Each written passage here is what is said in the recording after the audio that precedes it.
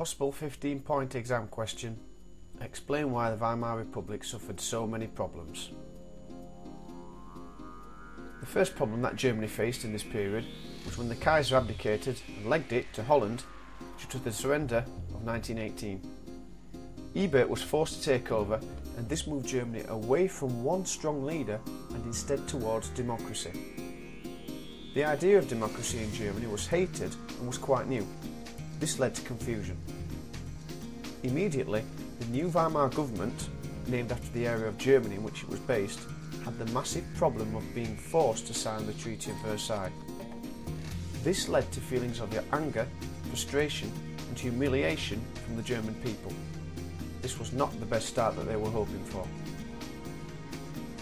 During this early period, many people wanted to control Germany for themselves. The Spartacists, led by Rosa Luxemburg, believed that Germany should become a communist country. They attempted to take over. However, Ebert had no army in which to defend the new government. He had to count on the support of the Freikorps, a group of aggressive ex-soldiers. They dealt with the uprising and they shot the Spartacist leaders. Another attack was by Wolfgang Kapp, who was actually the leader of the Freikorps. He launched an attempt to take control by force, which is also known as a putsch. This time, Ebert had to rely on the people of Germany who protested against the putsch. This showed that Wolfgang Kapp had no support. It also highlights the weaknesses of the Weimar government. Eventually, Kapp failed and surrendered. In 1923, another major problem hit the Weimar government. The French invaded and occupied the Ruhr, being the area of Germany's natural resources and main source of wealth. They were angry at Germany's failure to pay an instalment of the compensation that they owed due to the Treaty of Versailles.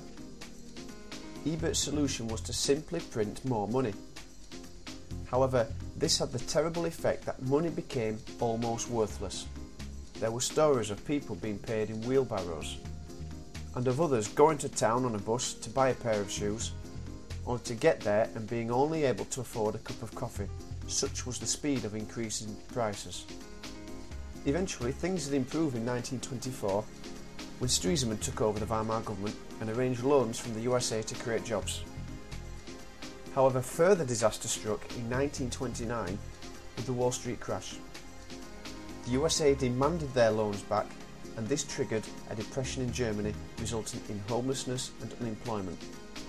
This environment of depression was exactly what Hitler needed. Overall, and in summary, the Weimar government faced massive problems, with the majority of these not being their fault.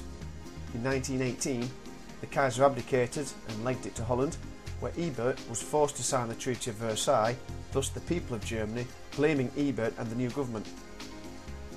They faced many different attacks from the Spartacists and Wolfgang Kapp, having to rely on other people in order to rescue the new government.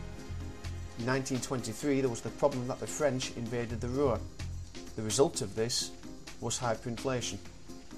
And finally, the most disastrous problem of all, the Wall Street crash, resulted with the depression and massive unemployment and homelessness for the people of Germany.